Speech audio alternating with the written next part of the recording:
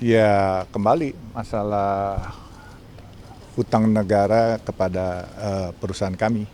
Kami minta nasihat saja dan mengkonformasi bahwa pada saat sebelum Pak Mahfud mundur ada surat yang dibikin oleh Pak Mahfud. Menurut berita-berita kemarin kan di beberapa media bahwa Pak Mahfud sebelum mengundurkan diri membuat surat kepada Kementerian Keuangan yang mana isinya kalau nggak salah saya confirm tadi dan beliau katakan benar bahwa surat itu dibuat kepada Kementerian Keuangan bahwa kalau warga negara ada hutang kepada negara itu diuber-uber, bahkan bisa disandra, digeseling. Terus kalau negara mempunyai kewajiban kepada warga negara itu harus segera diselesaikan. Kalau tidak, ada denda yang berakibat kerugian negara, tentunya akan tidak baik buat negara. Dan ini denda ini berjalan kan 2% setiap bulan. Jadi sehingga hutangnya yang harusnya lebih kecil akan menjadi lebih besar. Dan saya mengkonfirmasi itu, Pak, Bapak betul nggak bikin surat yang isinya seperti itu? Menurut media-media saya dengar begitu bocorannya. Oh betul katanya. Nah itu aja saya bilang, Pak, saya perlu konfirmasi itu. Dan Bapak kasih time limit bulan Juni, betul katanya. Karena ini udah bulan Juli, kami ditelepon aja belum, ibarat hilalnya aja belum kelihatan. Ya udah saya bilang. Ya bahkan beliau mencontohkan bahwa saya baru 25 tahun, ada yang 60 tahun diutang sama negara juga belum dibayar, yaitu yang di Medan kalau nggak salah, Haji Tamin kalau nggak salah gitu. Oke, saya bilang, Pak, saya akan sabar menanti kok, karena ini kewajiban negara kepada kami, dan kami selama ini membayar pajak juga ratusan miliar setiap tahun. Tapi kenapa kami harus diperlakukan seperti ini? Itu yang saya tanya Pak Mahfud.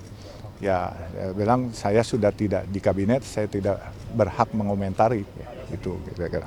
Tapi setelah ini akan bertemu dengan Pak Hadi Cahyanto atau gimana? Ya, mungkin kita akan cari waktu, tetapi saya lagi berpikir karena ada ketemu teman-teman lawyer tadi, siapa ya?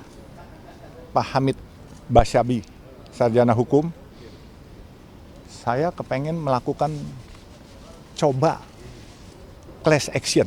Karena kalau warga negara hutang kepada negara tidak bayar, bisa disita jaminan, bisa dibekukan. Saya mau coba class action karena ada aturan yang tidak boleh barang-barang negara disita. Nah, saya coba minta dari Pak Hamid. Pak Hamid. Nah, saya akan menunjuk Pak Hamid sebagai lawyer untuk mengajukan class action terhadap peraturan negara yang tidak boleh disita. Ya, jadi ada aturan ya.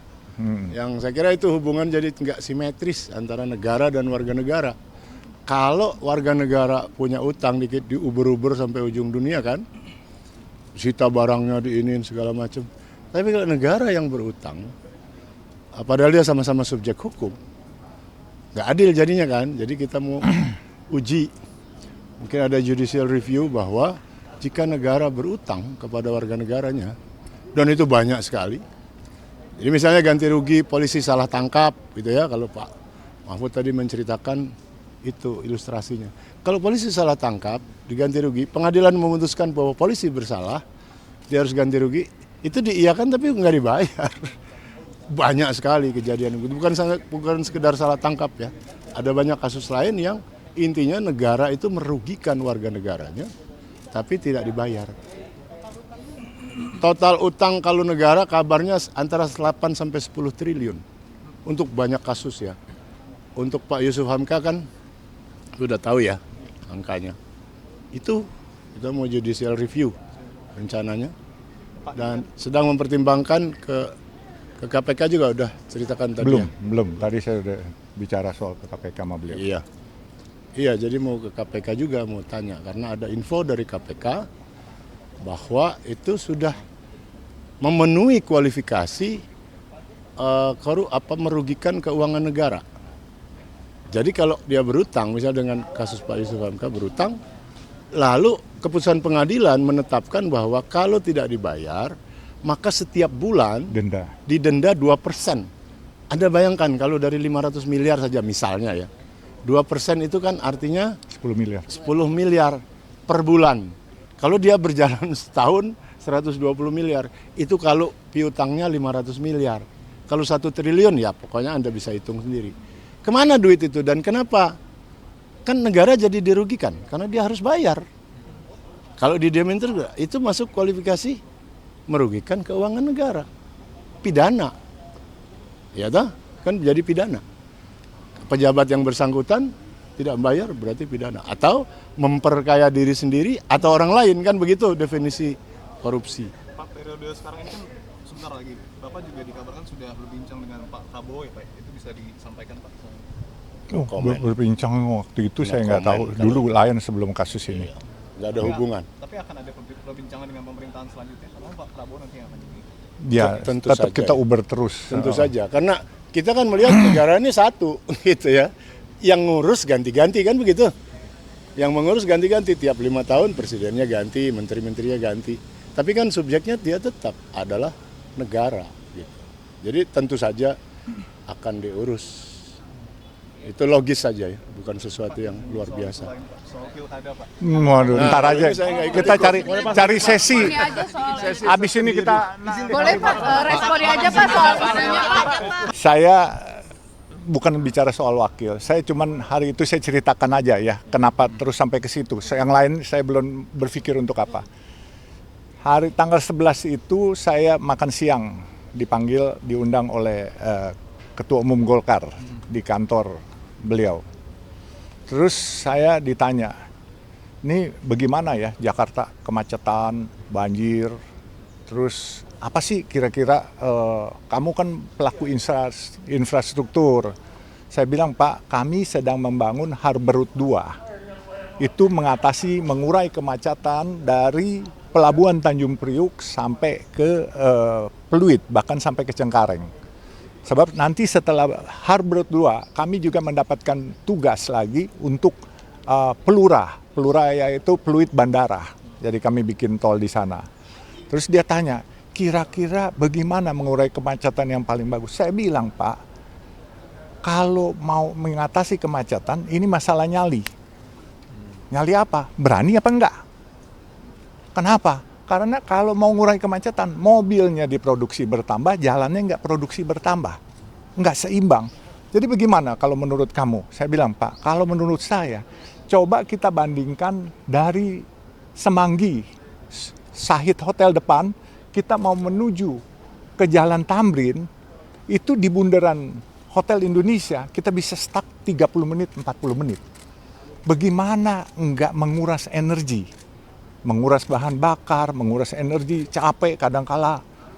Buat orang-orang tua seperti saya, kepengen ke kamar kecil atau apa, itu bisa stuck di sana. Kenapa sih enggak dibangun flyover? Ini pasti mungkin pada ewu pakewu terhadap pemilik gedung, karena pasti akan merusak keindahan. Sebenarnya bisa disiasati, saya bilang, Pak, tidak perlu merusak keindahan.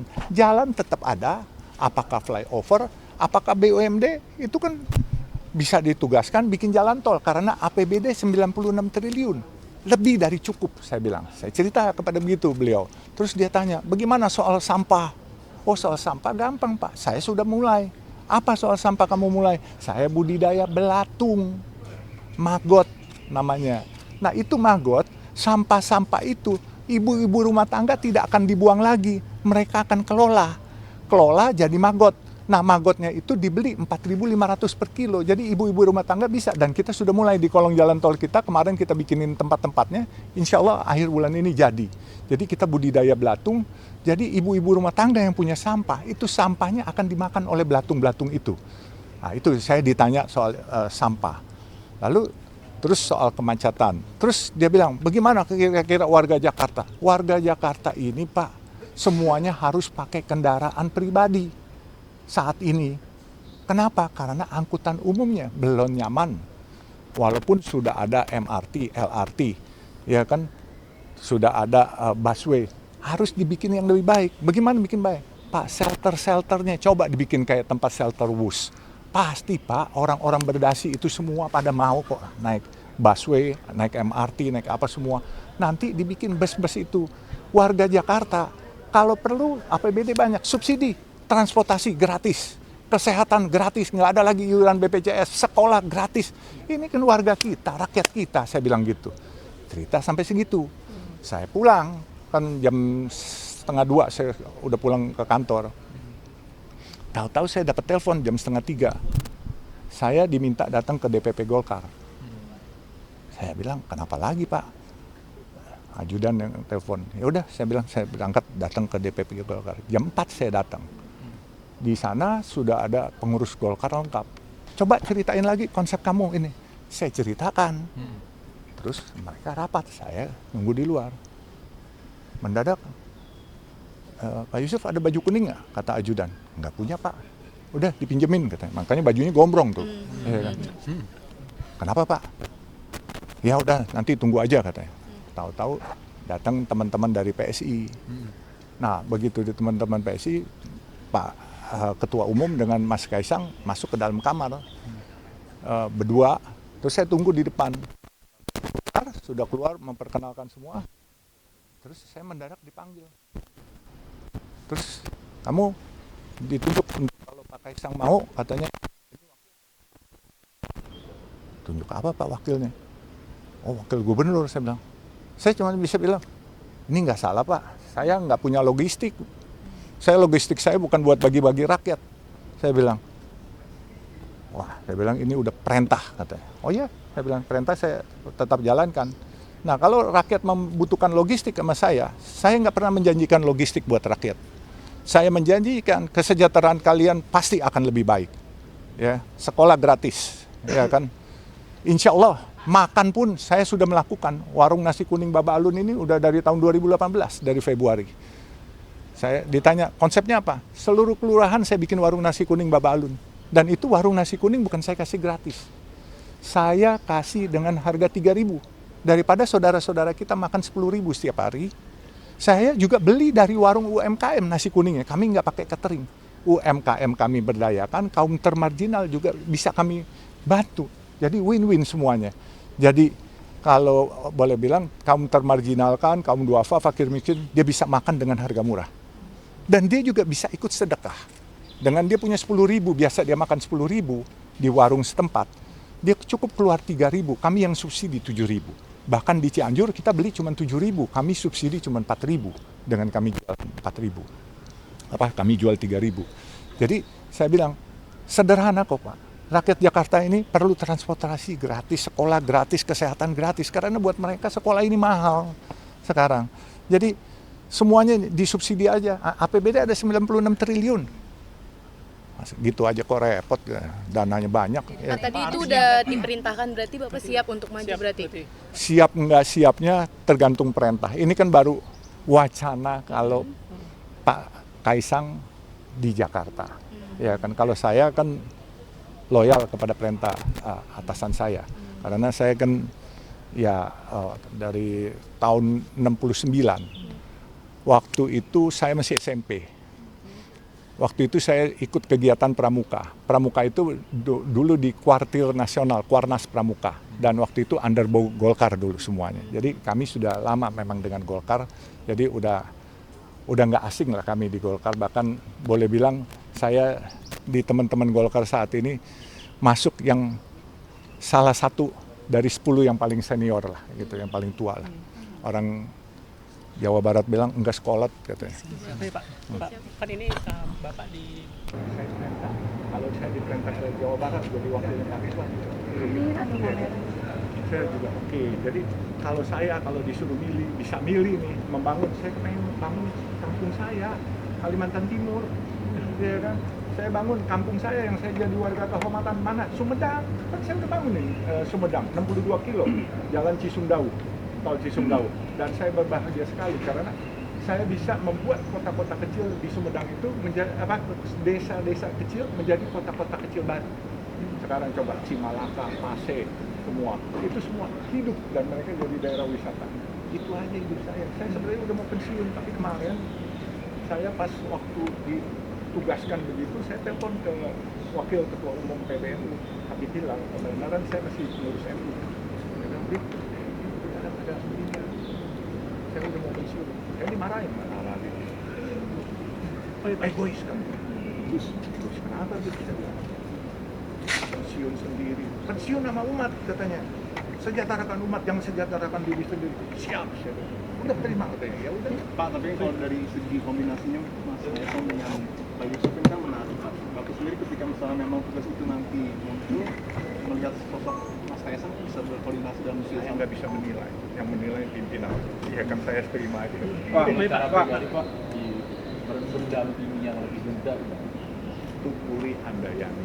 Baik Pak, PDIP menyebut bahwa langkah Golkar untuk memajukan PDIP gimana? Nah, tanyakan apa yang buat tuduhan. Saya kan aman-aman aja karena saya tidak pernah meminta jabatan. Ya kalau orang beragama kayak orang Muslim, saya diajarkan setiap datang masalah, setiap datang yang senang juga jabatan selalu innalillahi wa inna ilaihi raji'un. Ya, Terima kasih, Pak.